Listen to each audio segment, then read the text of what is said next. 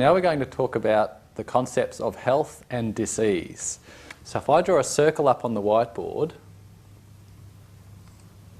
representing health, okay? So if I'll just write the word health, I want you to have a little bit of a think at home. How would you recognise areas of health in the human body? Now this is very important because if you know what's healthy, you can measure dysfunction as like, 1, 2, 3%, 4% dysfunction away from health. So it gives you a base measurement. You have to know what's healthy in order to work out what's wrong. So have a think about key words. Now I would use words like ease. That's a word which comes to mind. Function. We use the word function, that means something's moving well. Okay, healthy function, balanced function. So balance is another one. Okay, and another word which might reflect health is well-being. Okay, so when you're looking for an area in the human body which is healthy, it will reflect, these are some of the words which will reflect what health actually is. In terms of, a little bit later on when we look at tools of dysfunction, you'll have a balanced symmetry, a balanced tissue texture and a balanced function in the body. Okay? Everything's working with a sense of ease. This applies to even other levels as well, not just physically, but something which is easy mentally is probably quite healthy. When you look at relationship, so if I just write relationship, because remember when we're looking at components, we're looking at the relationship between the components to see if they're balanced or not. So if I were comparing two areas in the human body to see how they worked in harmony with each other or not, in a state of health, everything is, I can use the word unity, everything is one, okay? One, okay? So relationship is one, everything is balanced. So that really makes things easy because when you're treating, you're looking for balance. Now I'm going to talk about disease, okay? So I'm going to write a little circle in here, or oval, to represent an area that's imbalanced, it's not functioning.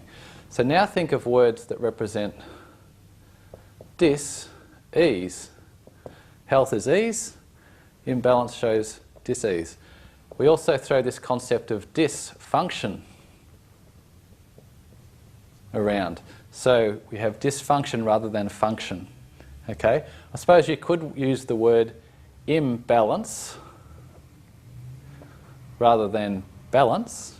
Okay? And now you no longer have a sense of well-being.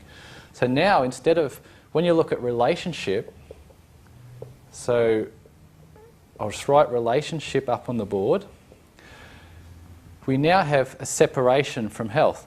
The body is no longer a unity, it's in separate parts. An area for some reason or other has separated itself off from health and has decided to act independently on its own. Okay? So when you look at the relationship, there is now a difference between one component or the other. Okay? And a difference can imply a conflict. Okay? There's a conflict between areas and that creates dysfunction and disease.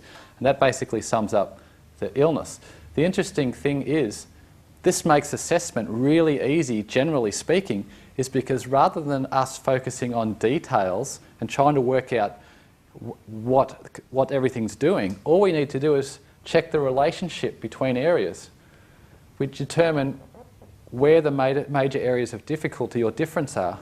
The area that manifests the most imbalance in the whole would be your primary area of ART.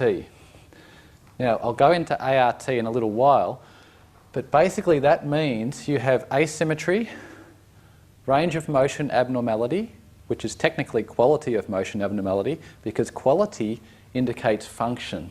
Function is reflected in quality of movement, not range. And T means tissue texture change. So when you have an area of imbalance in the whole body, it's reflected in all three of these components. And the area of greatest imbalance is the area of greatest dysfunction. This is affecting the whole and not necessarily affecting the symptoms. Now, if someone's healthy, they can be 100% healthy or 1% to 99% dysfunctional.